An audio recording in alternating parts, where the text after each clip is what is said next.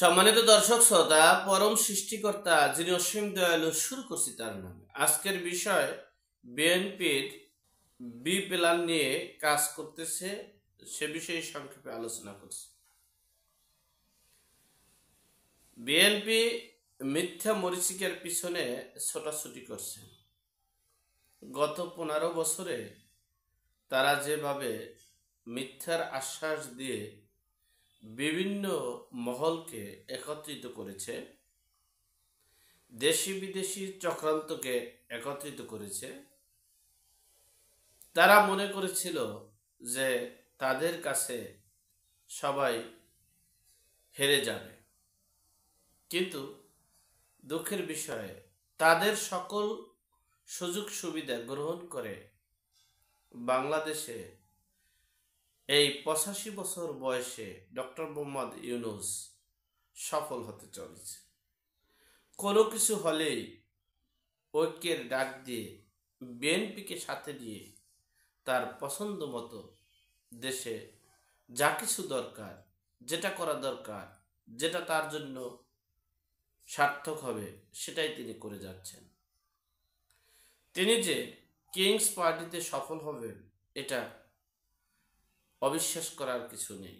কারণ হচ্ছে তার নেতৃত্বেই এই সেনা প্রধান সহ সব কিছু এখন দেশের চলমান বিদ্যমান যে আইন শৃঙ্খলা রক্ষাকারী বাহিনী সে পথেই হাঁটছে।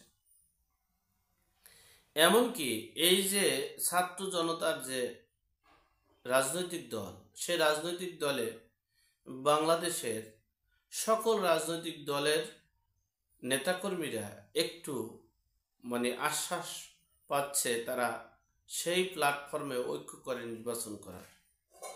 কারণ হচ্ছে বিএনপি যেমন বারবারের চ্যাম্পিয়ন হয়েছেন 5 বার দুর্নীতিতে, অপরদিকে বাংলাদেশের সমসাময়িক রাজনীতিতে সকল রাজনৈতিক দলই বলছে তারা দুর্নীতি করছে, লুটপাট করছে, নৈরাজ্য করছে, দখলবাজির জন্য তারা প্রতিনিয়ত হত্যা হচ্ছে, তারা নিজেরা মারামারি হচ্ছে, গোলাগুলি হচ্ছে।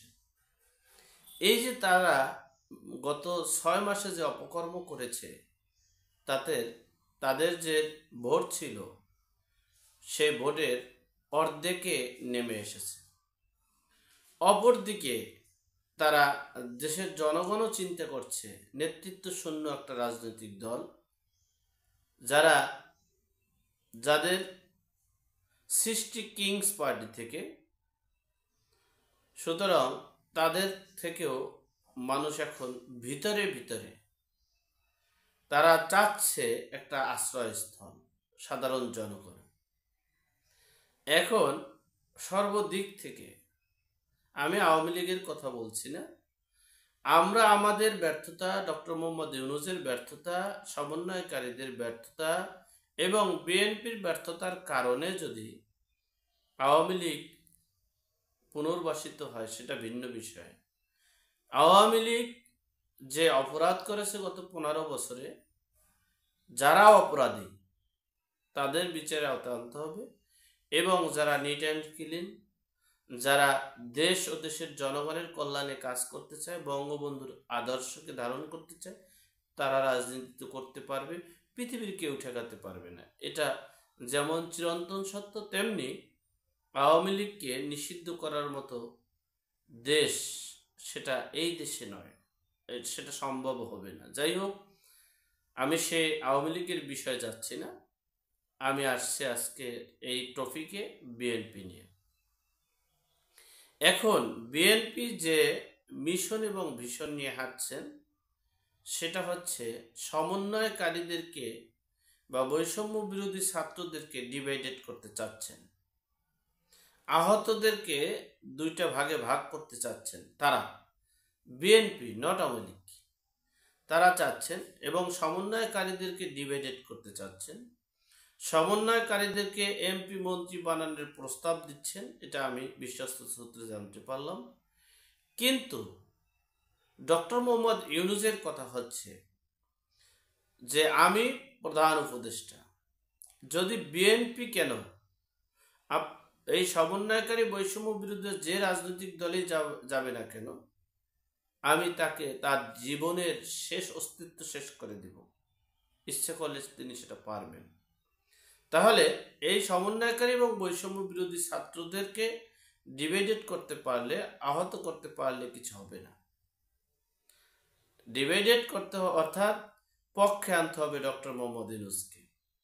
আর ডক্টর মোহাম্মদ ইউনূসকে হয়তো বা পক্ষে যদি আনতে পারে তাহলে সম্ভব, কিন্তু ডক্টর মোহাম্মদ ইউনূস 85 বছর বয়সে আর কারো পক্ষে যেতে চান না। জীবনে বহুত পক্ষে গিয়েছেন, এখন মৃত্যু শয্যায় আছেন। তিনি এখন চাচ্ছেন যে জীবনে যা কিছুই হোক না কেন মরতে তো হবেই, তা আমি শেষবারের মতো একটা চিকিৎসা করেই যাব। কিংস পার্টি তৈরি করে দেশে একটা রাজনৈতিক দল গঠন করে সেই রাজনৈতিক দলকে প্রতিষ্ঠিত করার স্বপ্নই আমার শেষ স্বপ্ন। অপরদিকে বিএনপি যে কোনো পরিকল্পনাই করছে না কেন, সেখানে তাদের রেজাল্ট 100% জিরো হবে, ঘোড়ার ডিমের সমন্বয় হবে। তবে হ্যাঁ, এই সমন্বয়কারী এবং ডক্টর মোহাম্মদ ইউনূসকে শায়েস্তা করতে হলে একমাত্র আওয়ামী লীগ ছাড়া বাংলাদেশে আর কোনো রাজনৈতিক দল পারবে না।